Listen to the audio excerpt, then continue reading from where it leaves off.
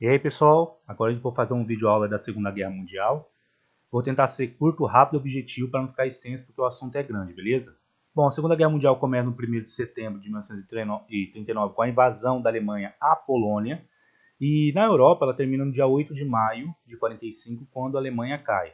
E depois vai ter o fim da guerra mesmo, no dia 2 de setembro de 1945, quando o Japão se rende aos Estados Unidos, beleza? Vamos continuar aí já para agilizar rápido isso aí. Bom, eu quero agradecer o Thiago Weber, um amigo meu de faculdade que me arrumou essas fotos, e o Tarciban aí, quem fez essas imagens, e eu acho que facilita um pouco mais a aula aí para nós, beleza? Continuando. Vamos entender um pouco o que eram os antecedentes da guerra. Você tem uma crise na Europa econômica, então a população começa a questionar o capitalismo liberal. Esse capitalismo, segundo eles, não estava permitindo que a sociedade conseguisse se reorganizar e voltar a crescer economicamente e melhorar aí o aspecto social da população. Também vão questionar o liberalismo político e a democracia. Acreditava que isso enfraquecia o Estado e que deveria ter uma pessoa forte, centralizadora com o poder do Estado para organizar essa sociedade. E isso vai levar à ascensão dos regimes totalitários, né? Ali entre parentes da Alemanha e a Itália, tá? E esses dois países vão começar a se rearmar. E a Alemanha tem um agravante a mais. Após a Primeira Guerra Mundial, ela ficou como culpada e responsável pela guerra. Então, de certa forma, ela quer se vingar do que aconteceu na Primeira Guerra Mundial.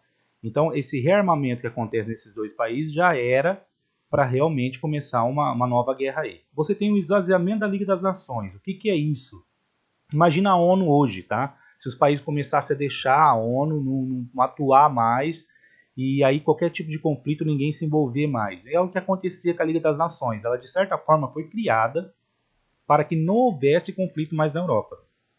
Mas países saem e os que ficam não atuam de maneira firme, que é o caso da Inglaterra e a França, que quando o Hitler começa a ter uma expansão do seu território, eles praticamente não fazem nada. Tem uns acordos ali, eles ficam meio apaziguando a situação para não ter um conflito maior. E aí você tem o isolamento dos Estados Unidos, no início dessa guerra, até o ataque a Pearl Harbor. A União Soviética vai ter um acordo com a Alemanha, que é esse cordão sanitário aí. Você tem a expansão do pensamento socialista e a Europa começa a se preocupar com esse pensamento socialista e não se preocupa tanto com Hitler. Acreditava até que o Hitler fosse mirar logo ali na União Soviética e entrar em conflito com eles. Coisa que, se acontecesse, a França e a Inglaterra não fariam nada. E aí você tem a Alemanha se recuperando economicamente, né? O Hitler começa a recuperar a economia alemã e ele vai atrás desse crescimento do seu território que ele chamava de espaço vital e a construção do Terceiro Reich. Vamos continuar aí para vocês entenderem. Os Estados Unidos ele fica neutro da guerra por causa principalmente da crise de 29. Ele vai tentar se recuperar economicamente, tem muitos acordos com países da Europa, então ele prefere não ficar em nenhum lado, ele prefere ficar neutro na guerra, tá?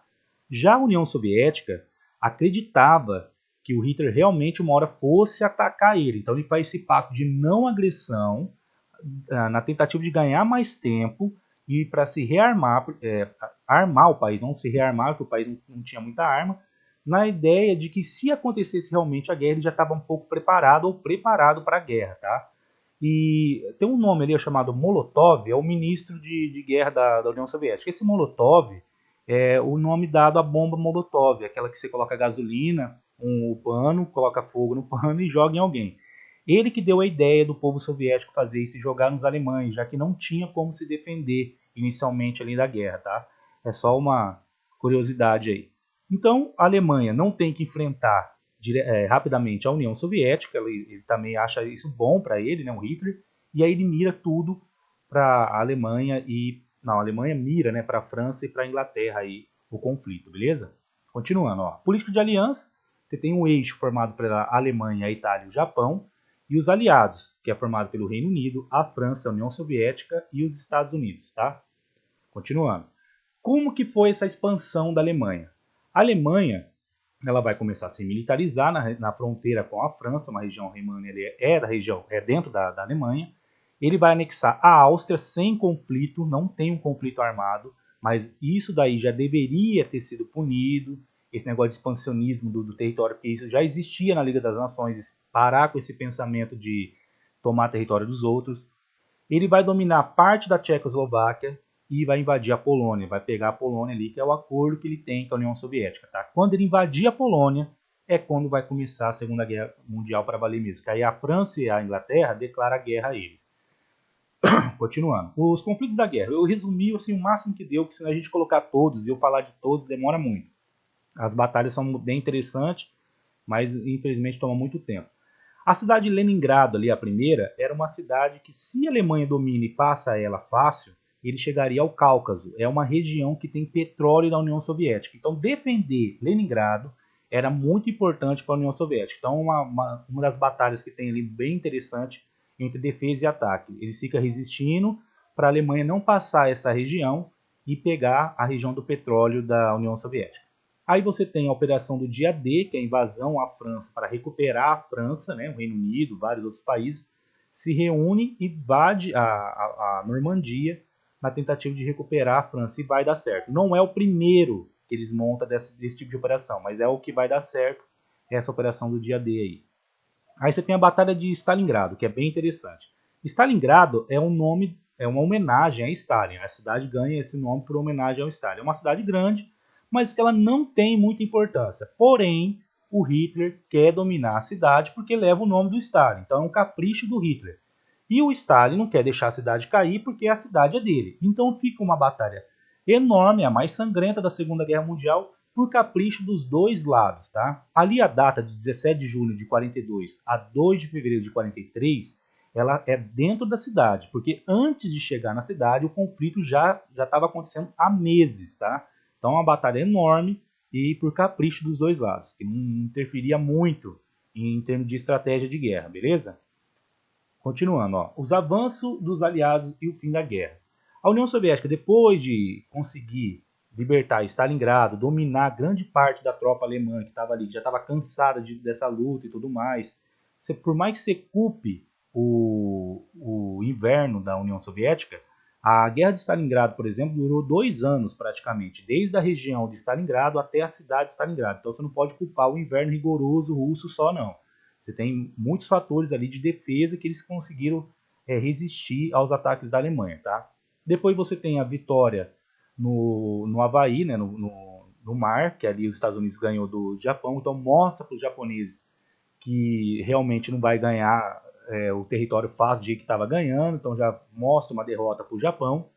E você tem o avanço da União Soviética. Ele vai libertar países em volta dele, todos os países que a Alemanha dominou, ele vai libertando em volta dele e parte para cima da Alemanha, tá?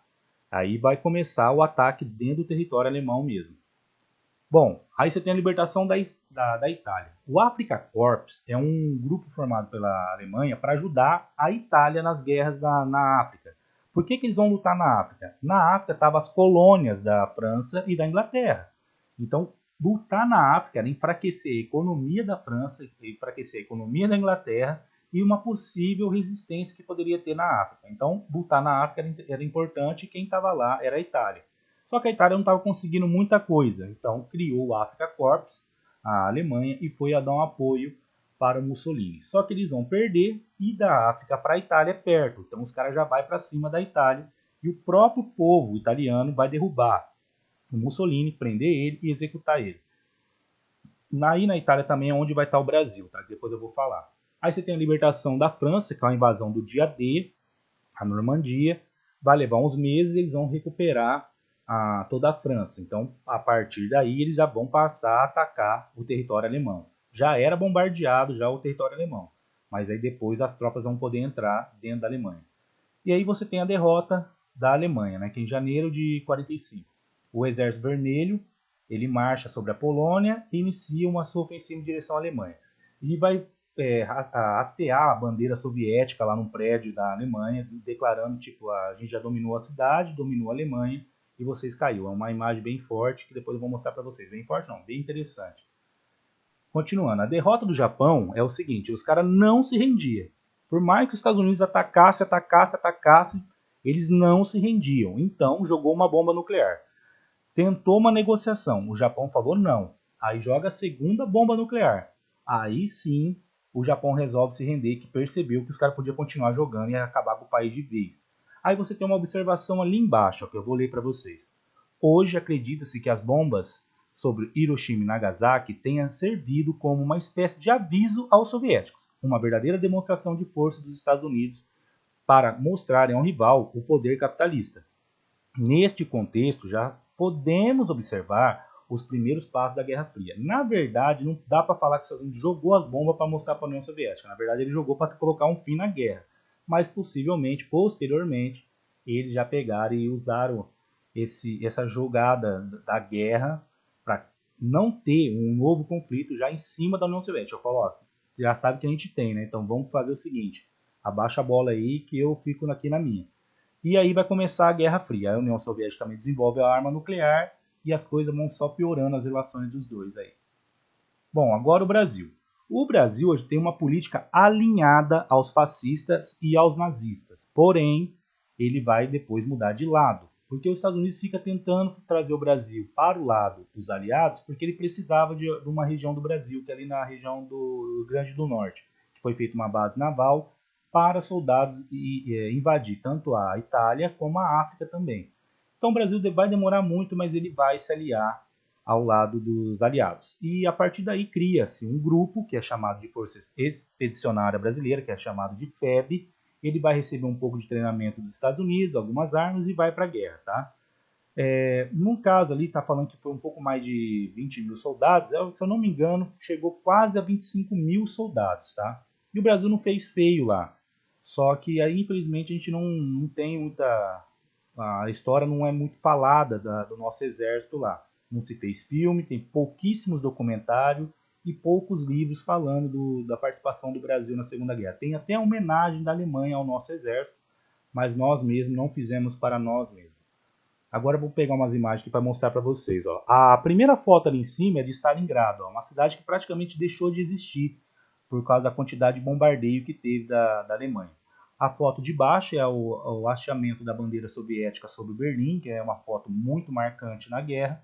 E do lado ali é um ataque da Alemanha a uma escola na Inglaterra.